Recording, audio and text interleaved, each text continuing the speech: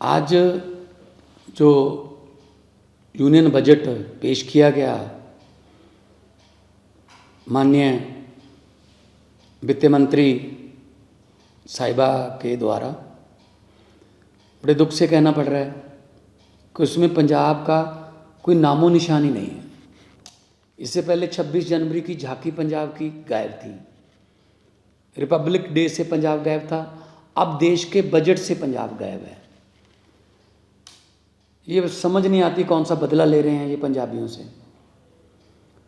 हमने, क्योंकि border state है, हमने 1000 करोड़ रुपए की मांग की थी कि बीएसएफ उनको अपग्रेड करने के लिए, मॉडर्नाइजेशन करने के लिए बॉर्डर की, क्योंकि ड्रोन वगैरह बहुत आते हैं, एंटी ड्रोन सिस्टम लॉन्च करने के लिए, उसका नाम भी नहीं लिया गया।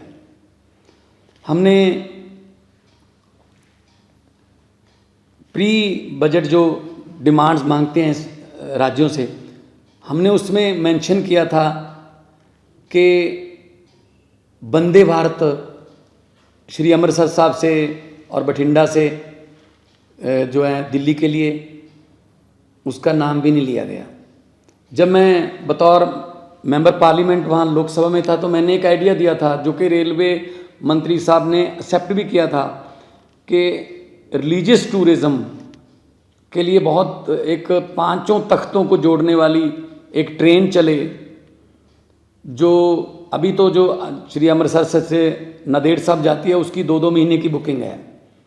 अगर आप श्री अकाल तख्त साहब से तख्त श्री केसगढ़ साहब तक, अगला पड़ाव जो है तख्त श्री पटना साहब तक, उससे अगला पड़ाव तख्त श्री हजूर साहब नांदेड़, उससे अगला पड़ाव जो है वो तलवंडी साबो का हो और वापस फिर अकाल तख्त साहब।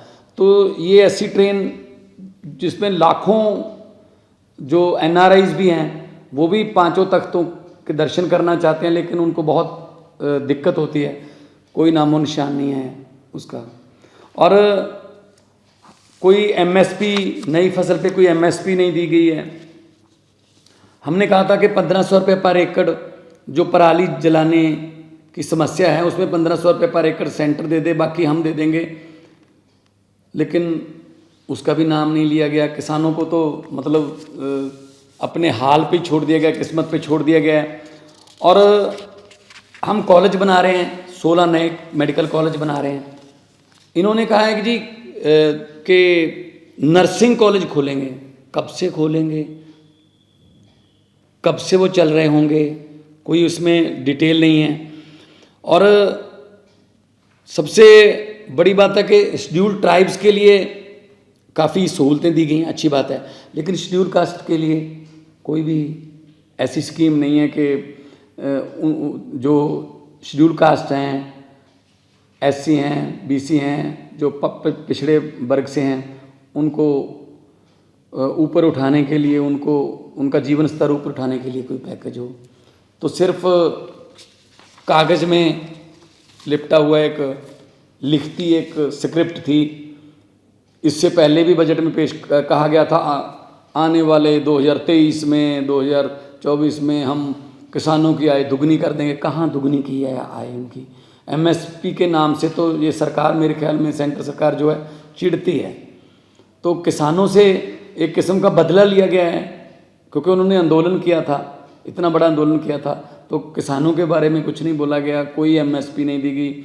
और पंजाब एक बॉर्डर स्टेट है, हमें बहुत चैलेंजेस हैं। हमारी पुलिस को अपग्रेड करने के लिए, हमारे बॉर्डर को अपग्रेड करने के लिए हमने एक सजेशन दिया था कि जो तार के पार 3-3, 4-4 किलोमीटर तार के पार ज़मीन है, क्यों ना तार को हम 200 मीटर तक ले जाएं। इंटरनेशनल लॉ है कि 150 मीटर तक आप लेके जा सकते हो, लेकिन हम कहते हैं 200 मीटर तक ही ले जाओ, ताकि जो तार के पार जिनकी ज़मीन है वो किसान जो हैं उनको आई कार्ड दिखा के, और बीएसएफ का भी टाइम उनकी फिस्किंग में, तलाशी लेने में जाता है, बीएसएफ खुद जाती है खेती करवाने के लिए, तो कि 200 मीटर तक तार ले जाएं तो बहुत सी ज़मीन जो है वो तार से इधर आ जाएगी, बहुत किसानों को फ़ायदा हो जाएगा। उसका कोई मेंशन नहीं किया गया। तो मुझे तो लगता है ये कोई बदला ले रहे हैं पंजाब से, लेकिन पंजाब जो है वो एक ऐसी स्टेट है जिसने 90% कुर्बानियाँ देश को आज़ाद करवाने में और अभी भी देश की आज़ादी को कायम रखने में हम कुर्बानियाँ दे रहे हैं। तो ऐसा पंजाब के साथ अन्याय जो है वो अच्छा नहीं है। और हम जब डिमांड फॉर ग्रांट्स बजट पे डिबेट चलेगी तो हमारे जो साथी सांसद हैं राज्यसभा में, हम ये बातें माननीय वित्त मंत्री जी को याद कराएंगे कि पंजाब को आप देश का हिस्सा मानो, पंजाब को देश में से मनफी नहीं कर सकते, क्योंकि पंजाबी हैं जो पूरे देश को खाना भी खिलाते हैं, पंजाबी हैं जिन्होंने हरा इनकलाब ला के देश को अनाज के मामले में जो आत्मनिर्भर बनाया था। तो अब उनको ऐसे छोड़ना, लावार छोड़ना अच्छी बात नहीं।